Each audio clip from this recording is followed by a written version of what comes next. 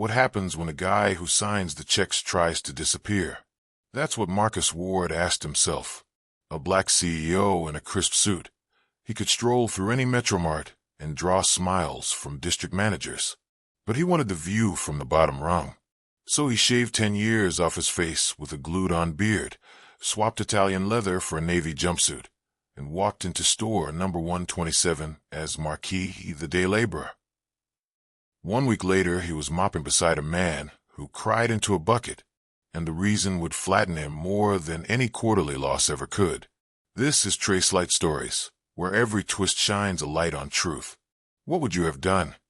Subscribe to the channel now and like the video. Marcus built Metromart from a single corner shop in Atlanta to a 100-store empire. Folks called him the retail whisperer, and investors loved his quarterly magic tricks. Every decimal point landed like a mic drop. Then the music changed. Same-store sales went soft, turnover spiked, and an anonymous hotline started buzzing with words you never want to read. Too scared to call in sick. They cut hours if we speak up. He read those transcripts twice, then looked his COO in the eye.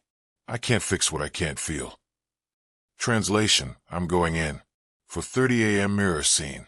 Salt and pepper beard, drugstore specs. Shoulders rolled forward, like the weight of rent is real. Off came the wedding ring. On went a pair of Tracelight boots. If he was going to understand the splinters, he had to walk on them. Store number 127 in Stone Mountain looked ready for a commercial. Glass gleaming. Red signage cheerful enough to sing. Inside, assistant manager Carla gave Marquis the lightning tour, break room code, time clock slap. Here's the buffer, now here's a mop. No welcome video, no HR swag bag, just, we're short-staffed, move fast, maybe you'll see tomorrow. 10 hours later, Marcus smelled like lemon bleach and regret. 3 restrooms, 50 trash bags, and enough side-eye to last a lifetime. At 9:45 p.m., lights dimmed. Carla locked the doors and announced, anything left on the sales floor clocks you in without pay tomorrow. She said it like a bedtime story that ends with a pink slip. Breakroom fridge, sponge in hand. Marcus heard a sniffle, soft, desperate, the kind of sound you make when you think no one's listening. He followed it to the janitor's closet. Inside, Elias, 62, wiry, still masking up like the pandemic never left. Shoulders shaking. Tears dripping into gray mop water.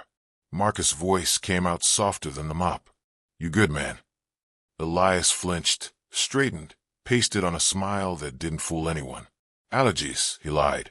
The tremor in his throat told the truth. Next night, Marcus timed his break, walked in with half a turkey sandwich, and sat on an upside-down bucket. Elias, what's really going on? Look left, look right. Then the story tumbled out. Hours sliced last month. Daughter surgery on hold. Insurance cliff at 30 hours. Manager Carla's words still echoed. Maybe you should have thought about that before you complained about overtime. He whispered. We're living on peanut butter and prayer. Fly on the wall week. One in the stockroom. Hernia held together by a back brace he bought at a pharmacy sale, lifting 50-pound rice bags because light duty means light paycheck. Lacey at checkout. Schedule playing whack-a-mole. 36 hours 1 week. 8 the next. Never enough to qualify for company daycare. Every one of them glanced toward the office before they spoke. Voices dropped to library level. Fear hung in the air like burnt popcorn. Thursday, 6 p.m. Line to the produce section. Carla paced, headset swinging, barking like a drill sergeant with a toothache. Elias' bucket sloshed near her shoes. Accident. Bad timing life. She exploded. Words sharp enough to shave with. Clumsy old man. That's coming out of your check. After close, the doors locked. The all-hands began. New rules. No water bottles on the floor. 5-minute bathroom breaks. Mention wages, and you're gone. She stared at Elias when she said it. His shoulders sagged like someone had dropped a bowling ball on them. The undercover CEO steps in. Marcus texted his assistant. Clear my calendar. Today I'm pulling the mask off. 8 a.m. huddle. Carla launches into the usual. Lazy attitudes, cost-cutting, and, of course, Elias. She points. You missed a streak by the entrance. That's coming out of your pay. Marcus steps forward, voice steady. Actually, Carla, the only liability I see is you. Gasps ripple. Carla whips around. Day labor doesn't talk. Marcus flips open the leather folder. Badge glints. Marcus Ward. I own this company. You're done. Color drains from her face like someone pulled the plug. He turns to the half circle of stunned faces. I wore a disguise because spreadsheets can't show fear. I found it here in buckets. He looks at Elias. You deserve more than peanut butter and prayer. Carla is escorted out. Denise, the quiet shift lead who once slipped Elias her own sandwich, gets a promotion on the spot. New rules drop like confetti. Stable scheduling software.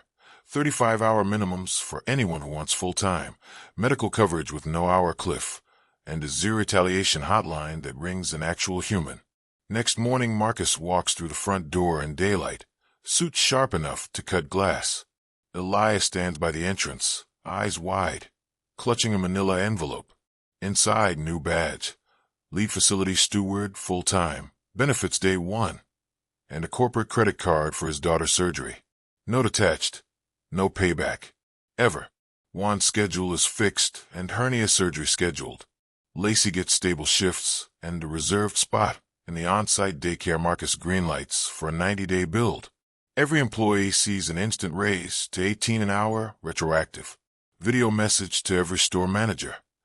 Profit matters, but people matter more. If your numbers sing, but my people cry in the break room, we've failed. You've got 30 days to audit your culture. After that, I'm auditing you. Leadership isn't the title on your door. It's how you treat the person who cleans it. The heartbeat of a company isn't in the boardroom. It's in the janitor's closet, the stockroom, the checkout lane.